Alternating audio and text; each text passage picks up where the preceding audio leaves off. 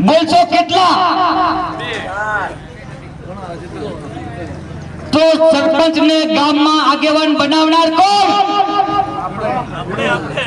ગામમાં સૌથી વધારે કોણ? તો પછી તમારા ગામનો સરપંચ પાછળ કેમ? આવતા મહિનામાં ચૂંટણી છે, આવતા મહિનામાં. એટલે પેલા જે પણ ફોર્મ ભરવા જાય એને કહી દેવાનું કોઈ પણ પક્ષ રાખ્યા વગર ગામના હિતની વાત કરવી હોય તો મેદાને પડજો, બાકી ઘરે બેસી જશે. બાપુ 3 દિવસથી લાઈવ ગુજરાતનો લોગો મૂકી દીધો છે મારા ખેડૂતો માટે, અને મારી ખુદની ચેનલમાં બ્રાડ પાડી પાડીને આ યુવાનોને જગાડવાના પ્રયાસો કરી રહ્યો છું. હજુ જે ખેડૂતો નથી જાગતા એમને ઉશ્કેરવાના પ્રયાસો કરી રહ્યો છું. સરકારને જે પણ સમજવું સમજે કે આ એક નાનકડો પત્રકાર લોકોને ઉશ્કેરી રહ્યો છે તો મારી ઉપર જે કલમ લાગતી હોય લગાડી દેજો.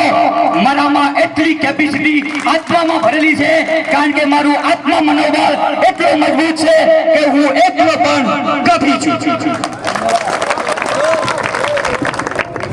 હું મારા ખુદ માટે એકલો કાપી હોઉં તો ખેડૂતો માટે તો આ તમે કાલે જોયું ને, ખેડૂતો માટે કેટલા આત્માઓ ભેગા થયા હતા.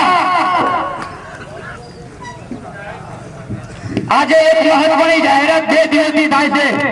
ભમરસિંહજી, ખેડૂત આગેવાનોને હું પણ કહેવા માંગુ છું, માર્ચ એન્ડિંગનો કોઈએ બિલ ભરવાનું નથી. કોઈના બાપની તાકાત હોય તો આવી જાય છેડા કાપવા માટે.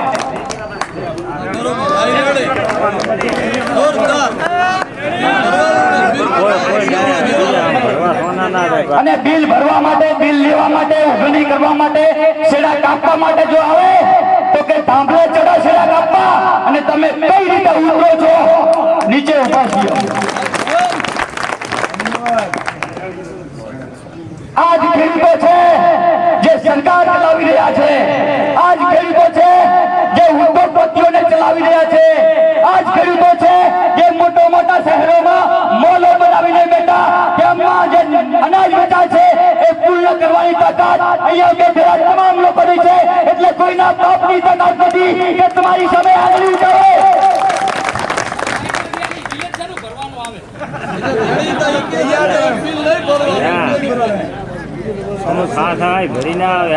તમારું જે બિલ ભરાય છે ને અત્યારે છેલ્લા કેટલાક સમયથી, જ્યારથી 12 કલાકની લાઈટ હતી